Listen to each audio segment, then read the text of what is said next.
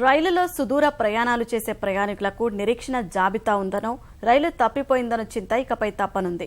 ఒక రైలుకు టికెట్ తీసుకునే అదే మార్గంలో ప్రయాణించే వేరే బండిలో వెళ్లే వెసులుబాటును రైల్వే శాఖ కల్పిస్తోంది. ఓ రైలులో నిరీక్షణ జాబితా ఎక్కువ ఉంటే తర్వాత ట్రైన్లో బెర్త్ ఇచ్చే సదుపాయాన్ని వచ్చే నెల నుంచి అందుబాటులోకి తేనుంది. వికల్ప పేరుతో రాజధాని, శతాబ్ది ఎక్స్ప్రెస్లు, దురంతో సహా ఇతర ప్రత్యేక రైళ్లలోనూ ఈ కొత్త సౌకర్యం కల్పిస్తోంది.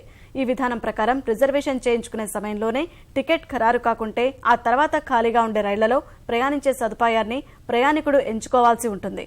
ఫలితంగా ఎక్స్ప్రెస్ టికెట్ ధరతోనే రాజధాని లేదా శతాబ్ది ఎక్స్ప్రెస్ రైళ్లలో ప్రయాణించే అవకాశం దక్కుతుంది.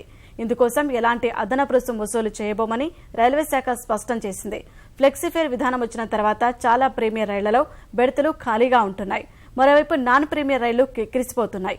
అందుకే వికల్ప విధానంలో ప్రయాణికులకు రద్దీ బాధలు తీరడం సహా ఆదరణ పెరుగుతోందని రైల్వే శాఖ భావిస్తోంది.